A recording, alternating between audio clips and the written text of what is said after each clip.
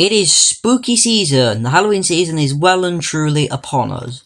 There are some cars with ghost stories or spooky stories or whatever. You know, haunted cars. I can think of a few off the top of my head. Franz Ferdinand's limo. That one VW bus that was owned by some mad guy. James Dean's Porsche 550 that he was killed in. Spooky cars. But there's also a spooky car which I'm going to talk about later in the video because it bears a lot of significance to the car I'm reviewing today. And also, in fact, the spooky season in general. Back in the 1950s, Plymouth sold a car called the Belvedere. Back in the 1980s, Plymouth also sold a car called the Belvedere.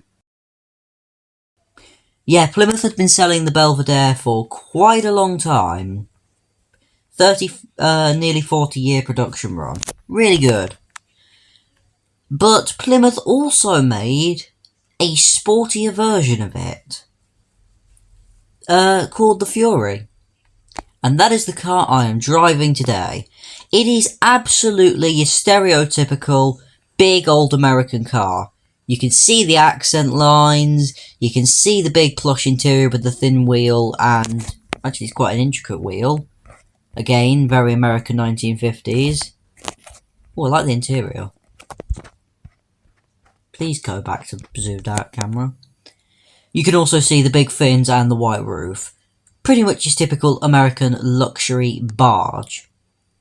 But it was sporty. It was a muscle car hybrid cross. And quite good, because Plymouth kept it in production alongside the Belvedere, or Belvedere, well, until they both went out of production in 1988. But why would this car be put in a seasonal event all around the spooky season? We've got the Cadillac Millimeteor. We've got the Lamborghini Countach. They also relate to the spooky season in some way, but how might this? Because this actually happens to be an unsung horror movie hero. Stephen King, the indisputable master of horror stories. He penned things like It and The Shining, you know, absolutely iconic things. Although that's the book versions. In fact, I actually hated the film version of The Shining. Or at least the Stanley Kubrick one.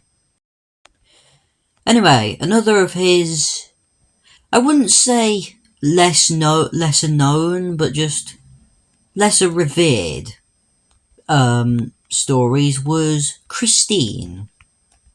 I know people call Christine, it's a bit weird. Christine is about a car. That's where this comes in. Christine is a possessed car that wreaks havoc and does some very scary things. And this is Christine. Christine in the film is a Plymouth Fury. There are actually 17 Plymouth Furies used in Christine, which are actually the same generation as this Plymouth Fury. 7 were used for parts, while 10 were, you know, either stunt cars or actual hero cars. But that's not where the story ends, because these Plymouth Furies were rather more like Christine than they were bargaining for. After the filming was done, the remaining Plymouth Furies were, you know, just shipped off, whatever. And supposedly started causing havoc. Like, you know, just like in the movies. I'm pretty sure one of the Christine cars was actually dismantled by the owner or taken into the woods and abandoned, you know. Bad stuff. Because the owner was scared of it. I believe there were stories of people being hit by cars across the road only to fly across the street and land under the Furies. Also reportedly a family killed themselves. Now, I have no idea how much of that is true. I have no idea which of it is fan fiction. I have no idea about anything because I'm not a horror person. I'm actually a bit of a coward.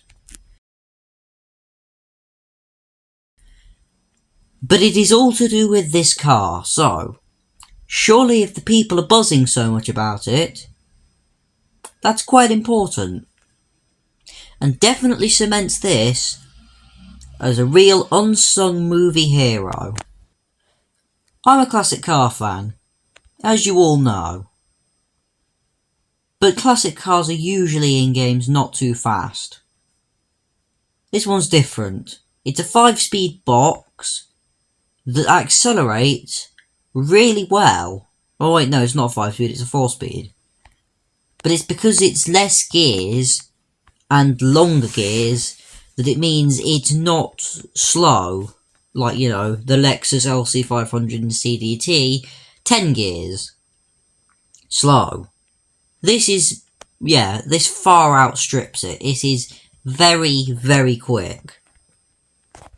Now, these things were styled with the intention of being all aerodynamic like a dart and pointy, and presumably that is what has led to this speed.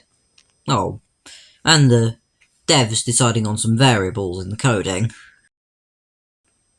But definitely, just like in real life, it is, how do I put this? Very American handling.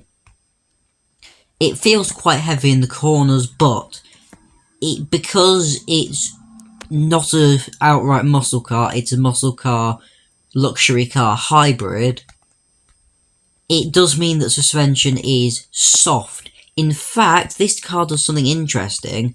When you turn, the back suspension squats down. So it doesn't actually roll left and right like you're expecting it to. It sort of forces the back down. It's a bit weird, but also quite a fun sensation. Either way, it does keep you on the edge of your seat. So, it's not really a good thing, if I'm honest. So, let's see, will we hit the road and attack it with fury, pun intended? Or will we just understeer wildly and hit the wall in a fury? There's no pun there. Either way, let's find out. Here we go. The dark car darting around the track. Well, not darting. Lumbering. At least in the corners, anyway. Little bit of torque needed up that hill, but no matter. Along this passage, lake turn, nearly missed the checkpoint. But okay, not too bad. Oh, there's the understeer. Damn it. But still, 34.7. Not the best, but definitely not the worst. So, is it worth doing the event for this car? Yes, it is. The event is very easy. But, if you want to just pay outright for a car, around the value margin, what do you go for? A lot of good entries here. Also the McLaren, what used to be fake model MP4-12C, now even more fake model MP4-12C. It's really shit. Personally, I think your best bet is probably the GT or the Dodge Viper. So, do the event, get the free car. But in the meantime, if you want a car around the price bracket, or at least the value bracket, those are your options. Thank you all for watching. Hopefully Christine will not haunt me in my sleep, but you never know. I will report back if I'm terrified at 4 AM. In other news, I will be seeing you across the week. Tomorrow, or possibly on Wednesday, I will be doing justice to the Ecto 1, which I really mucked up the review of last week. Sorry about that. And on that bombshell, see you all soon.